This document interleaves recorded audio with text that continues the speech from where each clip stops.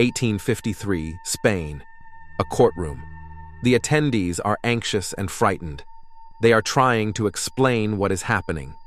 And what is happening is a historic trial, later called the Case of the Wolfman of 1778. On the defendant's bench sits a man around 40 years old. He doesn't look fierce or intimidating, yet the people present are afraid of him. He is accused of 13 brutal murders. The bodies are barely recognizable. And most importantly, he confesses to the murders, with one caveat: he is not responsible for them. He committed them in an unconscious state because he is cursed. Listen, no way this is just for the network, it's amazing, but I think we can go even further. We're too good for just networks. We could make a movie. Imagine you're telling the story of some kind of maniac, and then you shoot it. A maniac, that's so cool. Werewolf. What's next? Vampires? No, that's not cringe. There's a condition called clinical lycanthropy, where a person believes they transform into a wolf, and they feel it. It's possible that this guy had real dissociative identity disorder. Spain, mid-10th century, a small town in Spain. A terrifying news spreads. In the forest, the bodies of a woman and her young daughter are found. The bodies are mutilated and torn apart in such a brutal manner that it seems impossible for a human to have done it. Their bodies look as though they've been clawed by something. Immediately, rumors spread that there's some kind of beast in the forest. Is this from a movie? No, this is a real story. People really believed this.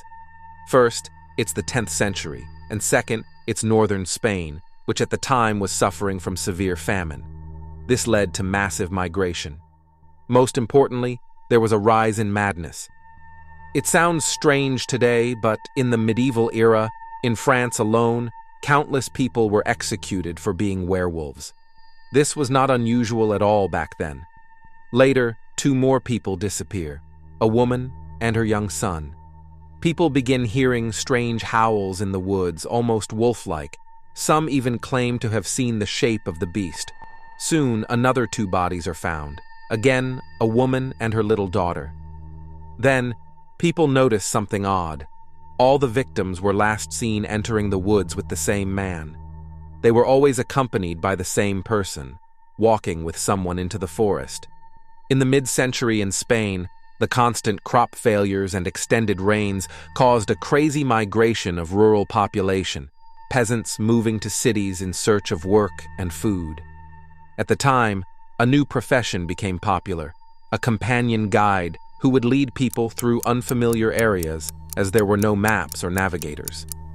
Gomez was a short man in his 40s. Educated, he could read and write, which was rare back then.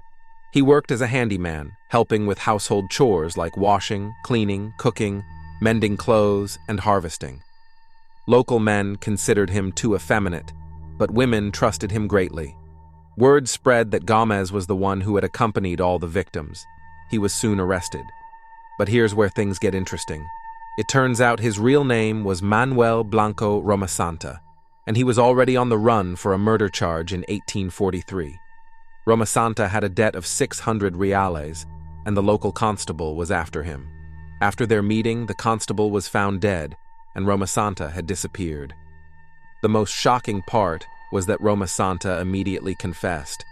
But there's a twist. He claimed he committed all the murders of his own will because he was a werewolf. The rumor quickly spread throughout the country. Newspapers reported that a werewolf had been captured, and now he was to be tried. Several courts fought for the right to handle the case, but the trial ended up in the town of Alieri. Later, this case would be known as the Werewolf of Alieri. Romasanta began to give his confession in court, claiming that this was a family curse. He turned into a wolf. A fragment of his testimony is preserved in the court records. "Your Honor, the first time I turned into a wolf was in the mountains of Cusa. I encountered 2 ferocious-looking wolves. I suddenly collapsed to the ground and convulsions began. I turned 3 times, and for several seconds, I was a wolf. I marauded with the other 2 wolves for 5 days before I returned to my human body, the one you see before you now. Your Honor, we attacked several people and ate them because we were hungry. In the court materials, he claims that he was a fatal and mysterious creature, a wicked genius, thrown by God into a world that wasn't meant for him, but was instead created for evil. And everyone believed him. The court needed to prove that Roma Santa killed in the shape of a man, so they began investigating the bodies. The court confirmed that 4 of the victims were indeed killed by wolves. Who was Roma Santa? Manuel Blanco. Roma Santa was born on November 18, 1809, in the village of Reguera. He was born into a large family, and something strange happened at his birth. His sex could not be determined due to an illness. Some sources say he was raised as a girl for the first 6 years of his life. Roma Santa is believed to have come from a wealthy family because he could read and write, which was rare back then. At 21, Roma Santa married, but the happy marriage didn't last long. 3 years later, his wife died. Was it because he killed her? No, she died of natural causes. After his wife's death, Roma Santa decided to start a new life. He traveled throughout Spain and even reached Portugal. These travels allowed him to not only see all of Spain, but also learn how to navigate forests, which later helped him work as a guide. He traveled all around the country, telling women that he knew all the roads, had visited many cities, and could lead them to a better life. Naturally, they trusted him and agreed. At first, women just disappeared. When asked about their whereabouts, Roma Santa showed letters of thanks from the women saying that everything was fine and thanking him for his help. Of course, he wrote these letters himself. How could anyone believe this? In the 10th century, few people knew how to read and write, and here was a letter in writing. Psychiatric experts. A large team of doctors examined Roma Santa's psyche. According to their diagnosis, Roma Santa was not insane. His inclination to vice showed that he was not mad, but rather a criminal capable of anything. One of the most telling signs was that Roma Santa sold the victims' belongings.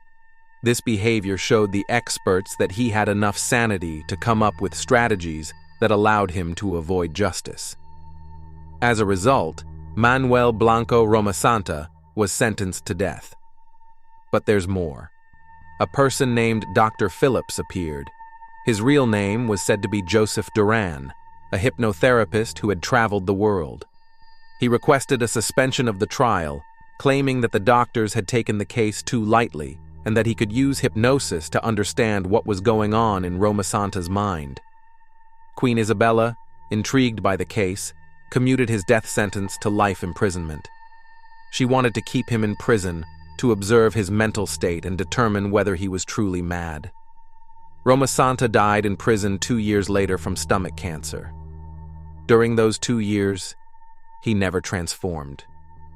It's true that 4 people were killed by wolves, though.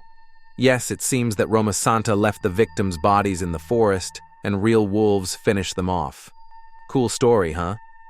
Will you be posting this on YouTube? I think so. Don't forget to ask people to subscribe to the channel.